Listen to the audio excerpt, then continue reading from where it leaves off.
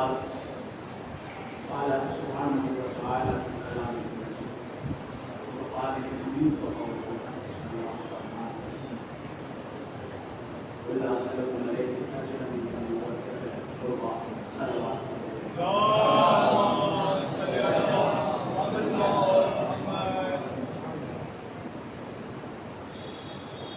وقت بہت ہو چکا ہے. سارے سوال کی مجلس ہے اور آج خوشی کا دن بھی.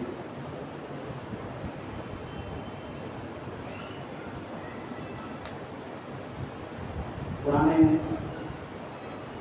مجید کی اس آیت کو میں نے پڑھنے کا شرف حاصل کیا. وہ مشہور معروف قرآن کی آیت. وہ قرآن جو بحر سخار ہے علوم کا. وہ قرآن جو آیت کا سمندر ہے. وہ قرآن جس میں معرفت کے موتی ہیں اور وہ قرآن جس میں خلق کے اصول ہیں. وہ قرآن جس میں سیاسیات ہے اور وہ قرآن جس میں سماجیات ہے. وہ قرآن جس میں آداب معاشرت ہے اور وہ قرآن جس کی ابتدا بے سے ہے اور انتہا سین پر. انتہا سین پر ہے اور ابتدا بے پر ہے. بے اور سین ملائیں تو بس ہوتا ہے اور سین اور بے ملائیں تو سب ہوتا ہے. سب اور بس کے مفہوم کا نام قرآن ہے. یعنی تلاش کرنا چاہیں تو ہر چیز اس قرآن سے مل سکتی ہے.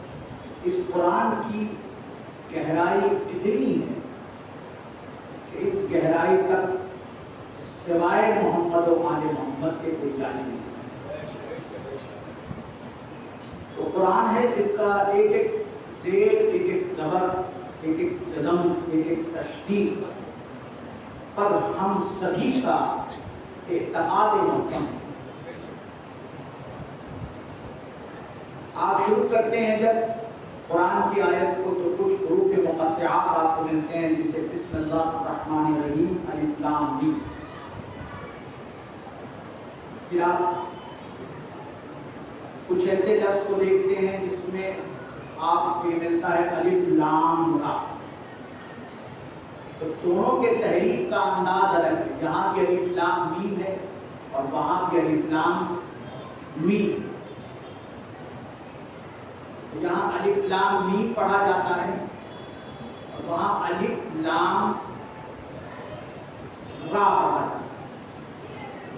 تو یہاں الف لام میم کو الف لام میم ملا کے پڑھا جاتا ہے. اور کچھ آیت دیکھیں جیسے علم نشرح لکا، الف اور لام اور میم اسے ملا کے پڑھا جاتا ہے یا الگ الگ کر کے پڑھا جاتا ہے. یعنی یہ ترتیب بتا رہا ہے کہ خدا جسے ملانا چاہے ہم اسے الگ نہیں کر سکتے اور خدا جسے الگ کرے ہم اسے ملا لیں. صلوات پڑھیں محمد.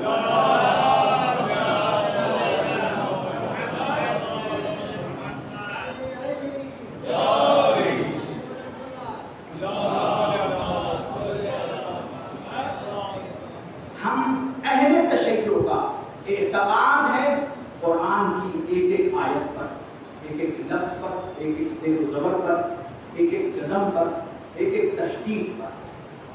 میں نے ایک مجلس میں آپ کی خدمت پیش کیا تھا کہ 1979 میں یونیسکو میں امریکہ کے ریسرچ کے ادارے میں جب ایک ریسرچ کونسل بنی تھی تو اس میں دنیا کے تمام مذہب سے دو کتابوں کو اکٹھا کیا گیا.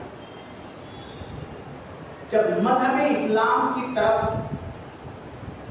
ان لوگوں نے توجہ کیا جو پڑھا لکھا طبقہ تھا، نہ جانے کتنی کتابوں پر ان کی نظر تھی اور وہ ریلیجیس تھیوری پر جب اپنا ریسرچ کرنا چاہ رہے تھے اور تمام مذہب کے بعد جب مذہب اسلام کی طرف ان کی نگاہ پڑی تو انہوں نے obviously اس میں کوئی شک کی بات نہیں ہے کہ سب سے پہلے کسی کتاب کا انہوں نے انتخاب کیا تو اس کا نام تھا قرآن۔ دنیا میں بہت ساری شریف کتابیں ہیں مگر شرافت کے کسی بھی مقام پر پہنچ جائیں وہ قرآن شریف کا مقابلہ نہیں کر سکتے۔ تو جب وہ مذہب اسلام کی طرف انہوں نے توجہ کیا تو کس کتاب کا انتخاب کیا؟ انہوں نے قرآن کا انتخاب کیا۔ لیکن ہماری اور آپ کی خوش نصیبی یہ ہے کہ بہت ساری اسلامک کتاب ہونے کے بعد بھی انہوں نے دوسری کتاب کا قرآن کے بعد اگر انتخاب کیا تو اس کتاب کا نام ہے نہج البلاغہ۔ ہم نے اور آپ نے انتخاب نہیں کیا۔ ہمارا عقیدہ یہ ہے کہ اگر قرآن کے بعد کوئی کتاب اگر ہماری کمیونٹی سے پیش کرنا ہے تو کہا جائے تو ہم بے ساختہ نہج البلاغہ کو پیش کریں گے۔ لیکن ادرس کمیونٹی جس کا ہمارے مسلک سے کوئی تعلق نہیں اور انٹرنیشنل لیول پر دنیا کی تمام کتابوں پر ریسرچ کیا جا رہا ہے اور وہاں قرآن بلا تفریق مذہب و ملت تمام ملت مسلمہ کا متفقہ فیصلہ ہے کہ وہاں قرآن ہی کو پیش کیا جائے۔ مگر ایک کتاب ہے جس میں اختلاف ہو سکتا ہے لیکن اس اختلاف کے باوجود بھی ان لوگوں نے جو 1979 میں یونیسکو میں امریکہ کے ریسرچ کے ادارے میں جو ریسرچ کونسل بنی تھی انہوں نے بغیر اختلاف کے کسی کتاب کو اگر سلیکٹ کیا ہے تو اس کتاب کا نام نہج البلاغہ ہے۔ تو ہم نے اور آپ نے اگر انتخاب کیا یہ بڑی بات نہیں ہے۔ اس کتاب کا قرآن کے بعد وہ معیار ہے کہ ادرس کمیونٹی بھی سمجھتی ہے کہ اگر قرآن کے بعد کوئی کتاب ہے تو وہ نہج البلاغہ۔ محسوس کر رہے ہیں آپ؟ قرآن کے بعد اگر کوئی کتاب ہے تو نہج البلاغہ ہے۔ لیکن یہاں تک بات اگر ہو جاتی تو ہم لوگ یہ سمجھتے کہ کوئی تعجب کی بات نہیں ہے، مگر آگے جو ٹیم مرتب ہوئی تھی دنیا کے تمام کتابوں پر ریسرچ کرنے کے لیے وہ آسان چیز نہیں تھی۔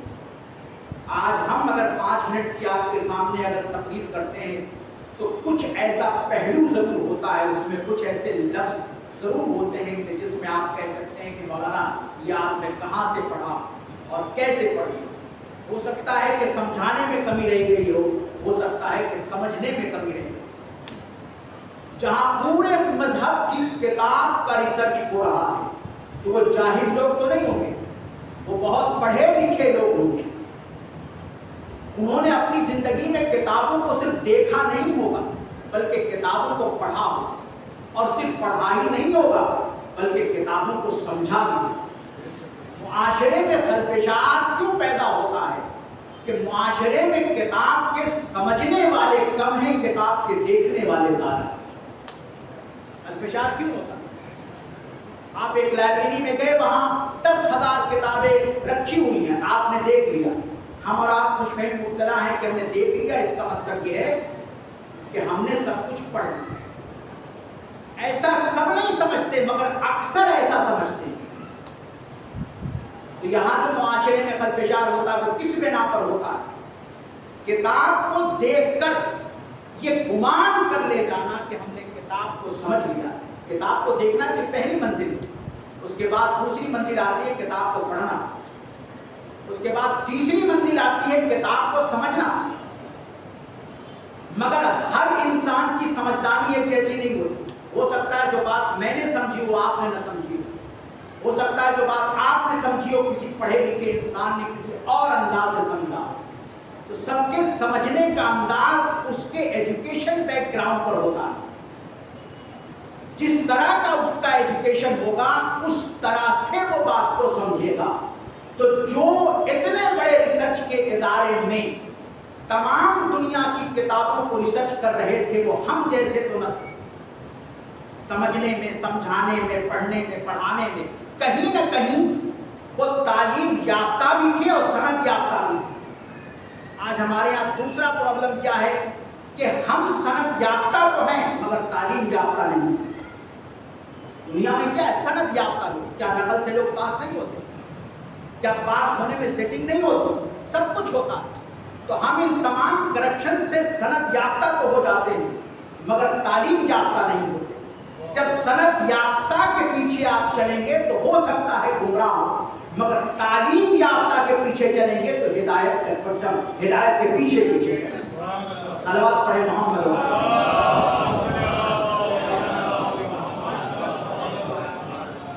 سند یافتہ آپ دیکھتے ہیں کرپشن کتنا ہے کہ پوری ڈگری جو ہوتی ہے وہ سب فکس ہوتا ہے۔ ایسے بہت سارے کیسز دنیا کے اندر آپ نے دیکھے ہوں گے، بہت سارے کیس ہوتا ہے کہ ان کی ڈگری پر ایلیگیشن ہوتا ہے کہ ڈگری ان کی فالس ہے، انہوں نے تعلیم ٹھیک سے حاصل نہیں کیا۔ جب ان کا پورا بایوگرافی ان کا دیکھا جاتا ہے معلوم یہ تھا کہ انہوں نے سند کہیں سے حاصل کر لیا۔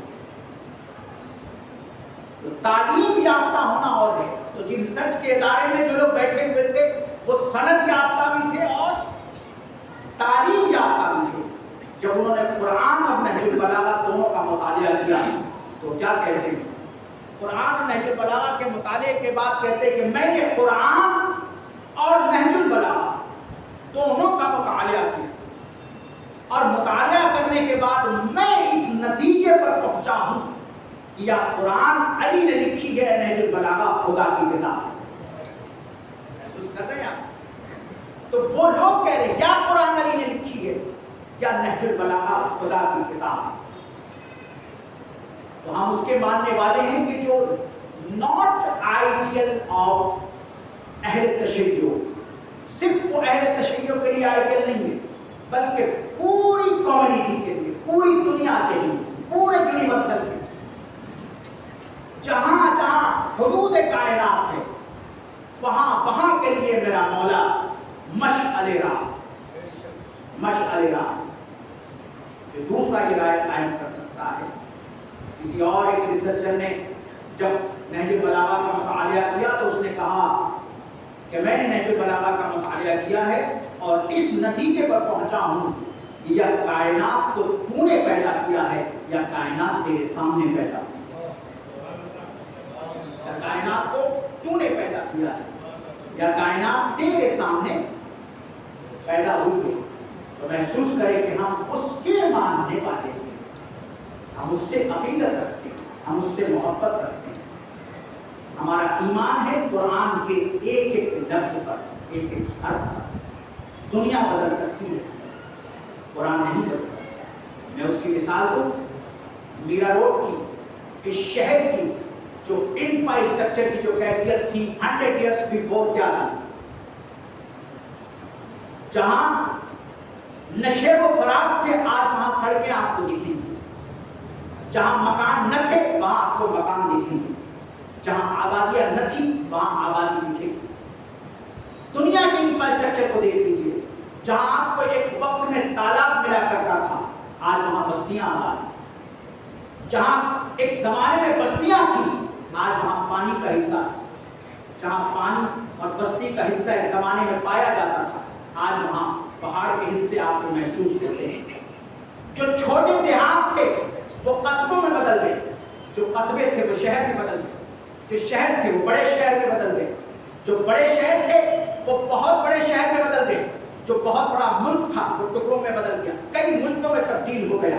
یعنی دنیا کی جو بھی چیز ہے اس میں تبدیلی آپ کو دکھے گی، مگر قرآن کا حرف جو کل تھا وہ آج ہے اور ہمیشہ وہی حرف ہے۔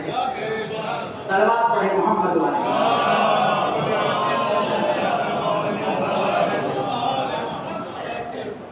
دنیا کی ہر چیز میں تبدیلی ہوگی۔ ہماری وہ زندگی ہے، بچپنے سے ہم جوانی کی طرف آئے، جوانی سے ضعیفی کی طرف آئیں گے، ضعیفی سے موت کی طرف آئیں گے۔ یہ انسان کی زندگی میں تبدیلیاں آپ کو محسوس ہو رہی ہیں۔ کیفیت قرآن یہ ہے کہ ہر شے بدل گئی، مگر قرآن کا حرف جہاں تھا وہاں آج بھی ہے اور قیامت تک بھی رہے گا. اس میں کسی طرح کی کوئی تبدیلی نہیں آ سکتی, کوئی ترمیم نہیں آ سکتی ہے. تو وارث قرآن بھی تو ایسا ہو جس کے قلب پر قرآن نازل ہوا, اس کی بھی منزلت ایسی ہو. آپ نے علماء اور ذاکرین اور خطباء سے مجلسیں سنی ہیں, اس میں آپ نے یہ سنا ہوگا واقعہ, بڑا پرانا واقعہ ہے, صرف نتیجوں کی گوہر دینا چاہتا ہوں کہ رسول نکل رہے ہیں اور راستے میں وہ ضعیفہ غلاظتیں پھینک رہی ہے. سنا ہے نا یہ باتیں, بار بار اصرار کر رہے ہیں, رسول اسی راستے سے گزر رہے ہیں اور ان غلاظتوں کو اپنے جسم پر لے رہے ہیں اور وہ پھینک رہی ہے. اگر یہ خدا کا خاصہ کسی بھی ہمارے اور آپ کے درمیان میں کسی انسان کے ساتھ یہ واقعہ سرزد ہو جائے اور میں سماج کے کسی عزت دار انسان سے یہ شکایت کروں کہ میں ان راستے سے گزر رہا ہوں اور کوئی مجھ پر غلاظت پھینک رہا ہے, تو بے صاحب آپ کہیں گے مولانا اپنا راستہ بدل دیجیے, یہی کہیں گے نا, بہت سارے راستے ہیں, راستہ بدل دیجیے.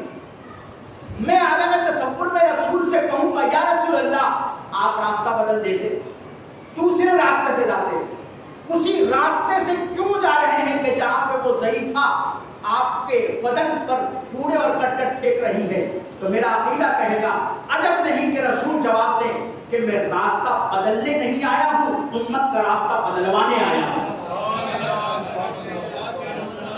میں راستہ بدلنے نہیں آیا ہوں, امت کا راستہ بدلوانے آیا ہوں. نہ قرآن اپنا راستہ بدلتا ہے, نہ وارث قرآن اپنا راستہ بدلتا ہے. انا انزلناہ فی لیلۃ القدر, بے شک ہم نے نازل کیا قرآن کو شب قدر. کیا کہا؟ بے شک ہم نے قرآن کو نازل کیا شب قدر. وما ادراک ما لیلۃ القدر, اور ان راتوں کو تم نہیں سمجھ سکتے جن راتوں میں ہم نے قرآن کو نازل کیا ہے. تو اللہ نے کتنا بڑا اشارہ کیا, اللہ نے کہا انا انزلنا, ہم نے نازل کیا قرآن کو شب قدر.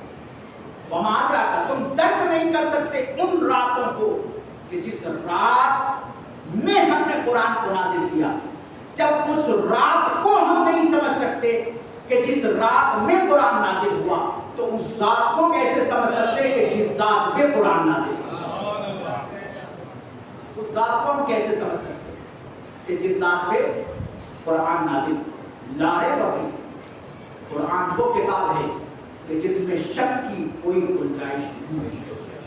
الف لام میم ذالک الکتاب لا ریب فیہ, الف لام میم حروف مقطعات, ذالک الکتاب لا ریب فیہ.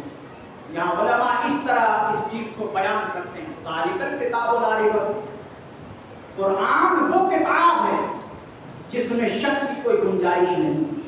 قرآن تو ہمارے سامنے رکھا ہے, حاضر کتاب لا ریب فیہ, قرآن یہ کتاب ہے جس میں شک کی کوئی گنجائش نہیں. یہ لفظ ہونا چاہیے, مگر حاضر کتاب نہیں ہے بلکہ ذالک الکتاب لا ریب فیہ. قرآن وہ کتاب ہے جس میں شک کی کوئی گنجائش نہیں. گرامر میں جو نزدیک کے لیے حاضر کا لفظ استعمال ہوتا ہے, دور کے لیے ذالک کا لفظ استعمال ہوتا ہے. جیسے انگلش میں نزدیک کے لیے دس کا لفظ استعمال ہوتا ہے اور دور کے لیے دیٹ کا لفظ استعمال ہوتا ہے. تو ذالک الکتاب لا ریب فیہ, قرآن وہ کتاب ہے, قرآن آپ کے سامنے رکھا ہوا ہے, مگر قرآن وہ کتاب ہے جس میں شک کی کوئی گنجائش نہیں. تو ابن عباس نے اس کا ترجمہ یوں کیا کہ الف اور لام ملاؤ تو آلے ہوتا ہے, میم ملاؤ تو محمد ہوتا ہے. آل محمد وہ کتاب ہے جس میں شک کی کوئی گنجائش نہیں. صلوات پڑھیں محمد.